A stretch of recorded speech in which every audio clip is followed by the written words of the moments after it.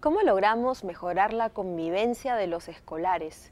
¿Cómo logramos fomentar en ellos valores como la comunicación, la solidaridad, el respeto? Tantas cosas que queremos hacer. Vamos a conversar de este tema con nuestro invitado. Él es Luis Guerrero Ortiz y es educador. Bienvenido. ¿Cómo estás, Bienvenido, Cecilia? Luis. ¿Cómo estás? ¿Qué tal? Gracias por la invitación. La convivencia entre escolares, ¿no? Sí. Es bastante variado la convivencia entre uno y otro compañero de salón. Hoy en día Claro. vemos muchos problemas, ¿no? Estos temas del bullying, ¿no? Y en general, claro, los chicos ya cuando están, digamos, atravesando la adolescencia, evidentemente siempre hay conflictos, siempre han habido problemas, pero hoy en día los problemas pues ya están, digamos, cruzando límites, ¿no? Están atravesando, están llegando más allá. Entonces, ¿cómo logramos en ellos que se pueda vivir en este aire de un poco más de respeto, ¿no? entre ellos mismos? Yo tengo la impresión que estos problemas de convivencia en las escuelas han existido siempre. La diferencia es que ahora están más observados. Ahora hay medios de comunicación que prestan más atención a esto y entonces las cosas que han pasado toda la vida en las escuelas ahora salen por televisión, ahora se ven en la prensa, ahora hay celulares con cámara que pueden filmar, ¿no es cierto?, las palizas de unos chicos contra otros. Entonces hay mucho mayor difusión. Pero ¿tú crees incluso que esto haya sido así antes, en el sentido de llegar al punto de matar a un escolar, o producirle la muerte de alguna forma, o hacer que este chico, inducirlo al suicidio? ¿Tú crees que esto...? Mira, yo lo que puedo decirte es, no tengo cifras a la mano, pero violencia y agresión y maltrato y abuso y discriminación en las escuelas ha habido siempre. Te diré que, por ejemplo, en el caso de problemas de abuso sexual, es bastante conocido que cuando se identifican estos problemas, en general, los colegios tienden a ocultar el hecho y la víctima tiende a ser invitada a retirarse. De esa manera se evita el escándalo y el problema queda de alguna manera resuelto, entre comillas. Era una medida fácil de solucionar Por las supuesto, por supuesto. Y ahora mismo ustedes observarán cuando se denuncian algunos casos, la primera reacción, digamos, de las autoridades del colegio es a negar el hecho, ¿no? No, aquí no ha pasado nada, esto no ha pasado aquí, esto pasó en la calle.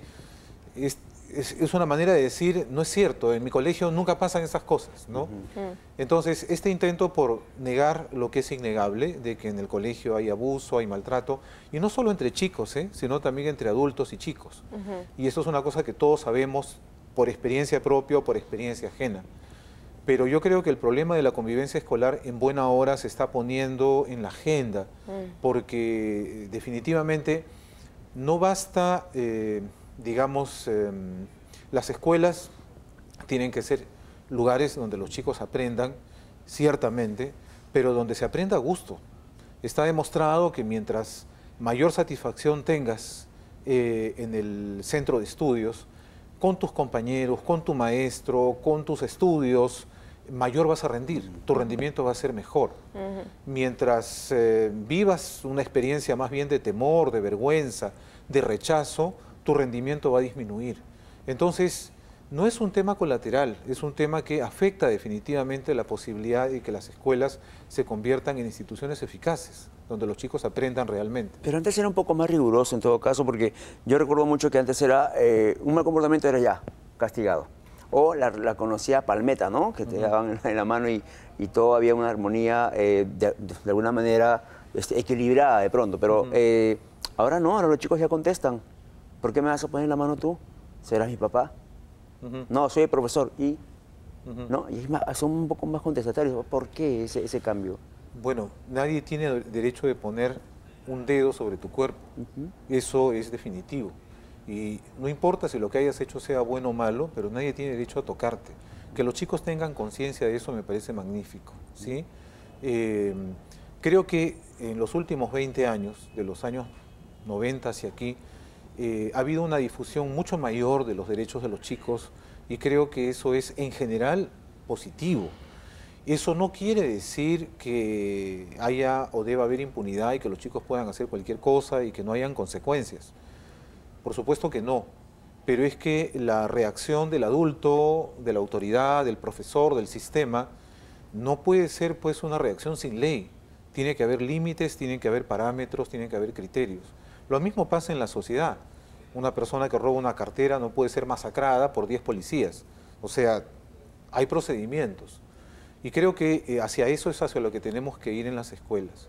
Creo que las experiencias demuestran que la convivencia más exitosa es aquella donde son los estudiantes los que se autorregulan. Es decir, cuando hay un acuerdo entre adultos y chicos, ¿no es cierto?, sean niños o adolescentes, sobre cuáles son las reglas de juego que deben existir en un salón de clases, por ejemplo, ¿no?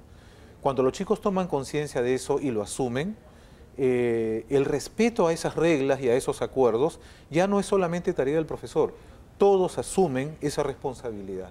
Eso está demostrado a nivel de aula o a nivel de escuela. Los problemas surgen cuando las reglas vienen de afuera, aparecen como una imposición del adulto y los chicos no entienden cuál es su función, cuál es su sentido.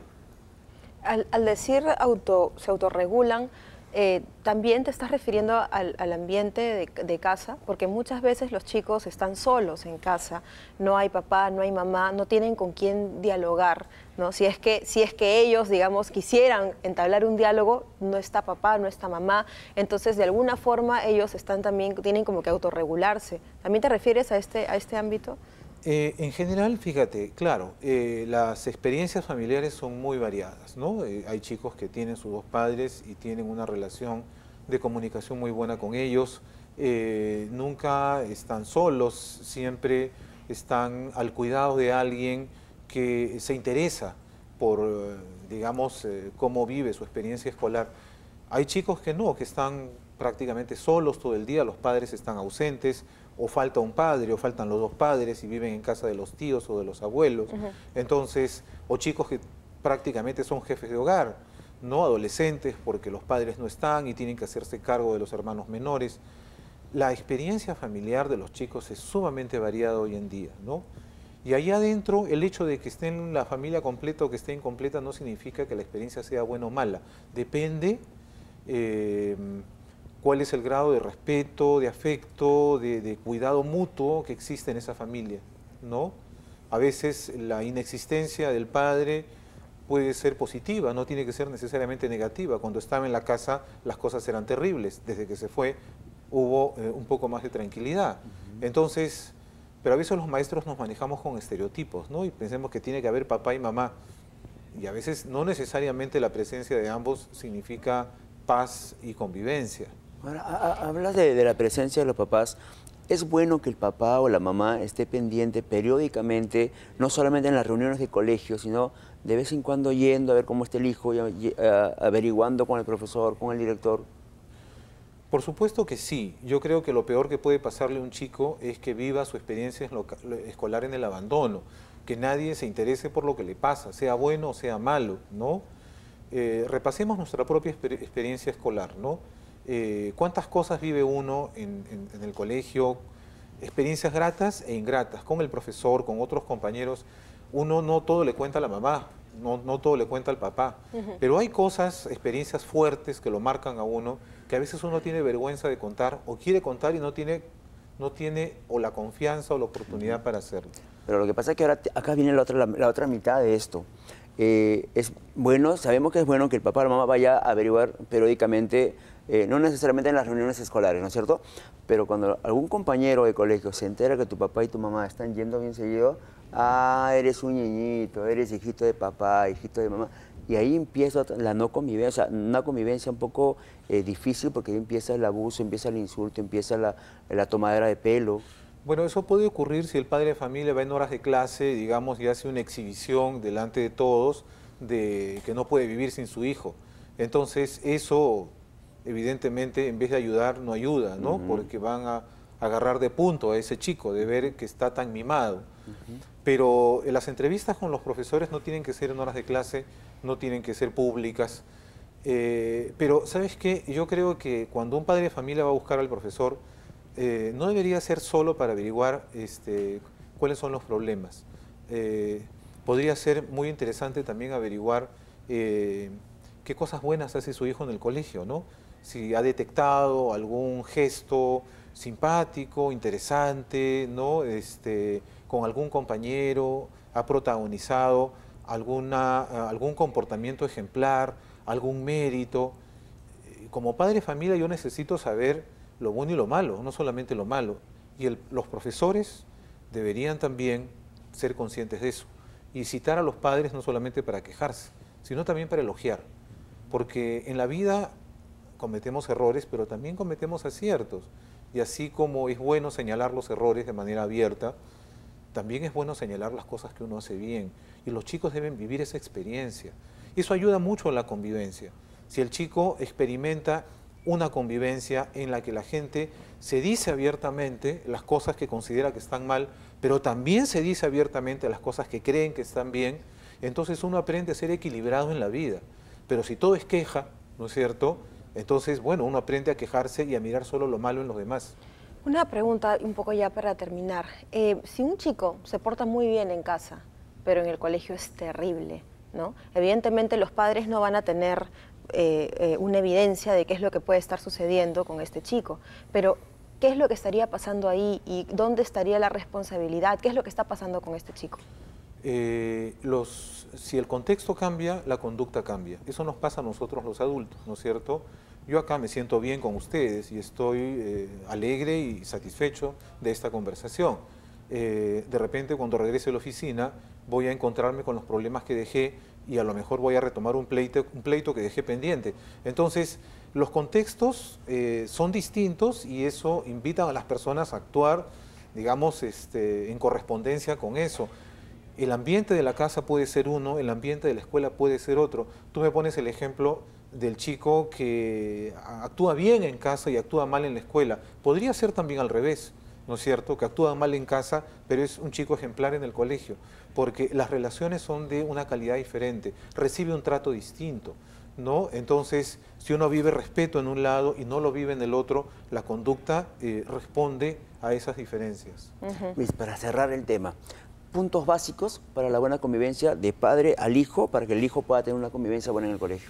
Bueno, yo creo que los padres deberían interesarse mucho, como lo hemos conversado, por las experiencias del chico en el colegio, interesarse en las cosas que a los chicos les interesan. A veces los padres tenemos tan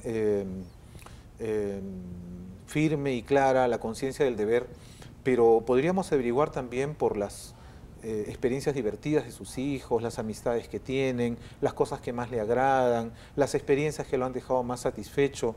Esa información también es útil, como también es útil para los chicos y también para los adultos, que de vez en cuando nos digan para qué somos buenos, ¿no? Qué cualidades tenemos, qué gesto que hemos hecho, qué conducta que hemos hecho ha merecido admiración o reconocimiento de parte de otros. Uno se alimenta de eso, ¿no? No se alimenta de la crítica solamente, uno también se alimenta del reconocimiento, las cosas buenas. Si los padres hacen eso con sus hijos, le están dando la pauta de cómo tienen que relacionarse con los demás, ¿no es cierto? Perfecto, Luis, muy amable, gracias. Gracias. Al contrario, gracias a gracias. ustedes. Gracias. Nos vamos a un corte rápidamente y al regresar vamos a hablar sobre el derecho de autor, todo lo que queremos saber, lo que necesitamos saber para que se reconozca nuestro derecho de autor. Con eso volvemos.